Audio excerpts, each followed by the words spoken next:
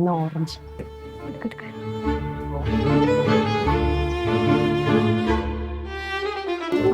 എല്ലാരും കാണും. നല്ല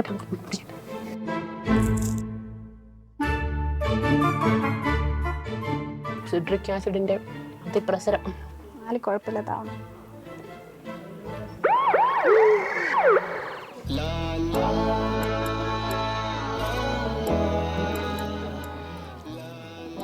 ഇതെവിടെ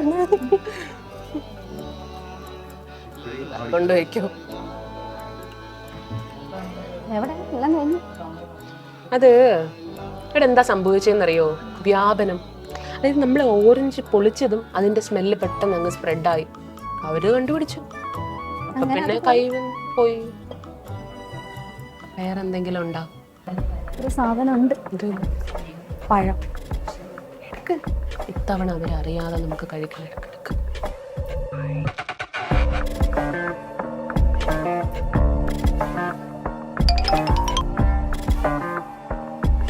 കുരുവൊന്നും ഇല്ലാത്തതുകൊണ്ട് നല്ല രസമുണ്ട് കഴിക്കാൻ.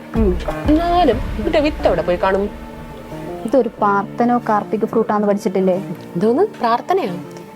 പാർത്തനോ കാർപ്പിക് ഫ്രൂട്ട് എന്ന് പറഞ്ഞാല് എന്ന് പറഞ്ഞാൽ സാധാരണ ഒരു പൂവില് ബീജ സംയോഗം നടന്നാലാണ് ആ പൂവിന്റെ അണ്ഡാശയം ഫ്രൂട്ടായിട്ട് മാറാറ്. പക്ഷെ ഇതില്ലേ പഴത്തിലൊക്കെ ബീജ സംയോഗം നടക്കാതെ അണ്ഡാശയം ഫ്രൂട്ടായിട്ട് മാറും.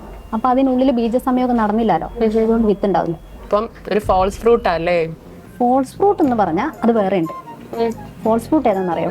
ഞാൻ നാളെ എടുക്കാം. നമ്മളെ ആപ്പിൾ അല്ലേ, അതേപോലെ സബർജൽ, ഇതൊക്കെ ഫോൾസ് ഫ്രൂട്ടാണ്. അവിടെ എന്താ സംഭവം എന്ന് വെച്ചാൽ അണ്ഡാശയല്ലേ ഫ്രൂട്ടായി മാറാം. അങ്ങനെയാണെങ്കിൽ അത് ട്രൂ ഫ്രൂട്ടാണ്. ഇത് ഓക്കെയാ. പക്ഷെ ബീജസംയോഗം ഇല്ലാത്തതുകൊണ്ട് പാർത്തനോ കാർപ്പിക് ഫ്രൂട്ട് എന്നാ നമ്മൾ പറയും ഇതിനെ. ഫോൾസ് ഫ്രൂട്ട് എന്ന് പറഞ്ഞാൽ കപടഫലം മലയാളത്തിലാണ്. അവിടെ അണ്ഡാശയത്തിന് പകരം പൂവിന്റെ വേറെ ഏതെങ്കിലും ഭാഗം, ഈ പൂവിന്റെ തണ്ടൊക്കെ ഇല്ലേ, പൂവിന്റെ തണ്ട്, പുഷ്പാസനം, ഇങ്ങനത്തെ ഭാഗം ഫ്രൂട്ട് പോലെ വലുതായി വരും. പക്ഷെ കുഴപ്പമൊന്നുമില്ല, നമ്മൾ ആപ്പിള് നല്ല ടേസ്റ്റ് ഒക്കെ അല്ലേ. പക്ഷെ അണ്ഡാശയമല്ല, അതാണ്. അപ്പൊ അത് വേറെ കപടഫലം എന്ന് പറയുന്നത്. ഞാൻ വിചാരിച്ചു ഇനി പ്രാർത്ഥിച്ചിട്ട് കഴിക്കണമായിരിക്കും. പോയില്ലേ? അപ്പൊ പ്രാർത്ഥിച്ചിട്ടും കാര്യമൊന്നുമില്ല, പ്രാർത്ഥന ഫ്രൂട്ടും പോയി. പക്ഷേ വളരണ്ട, ഒരു സാധനം കൂടെ ഉണ്ട്.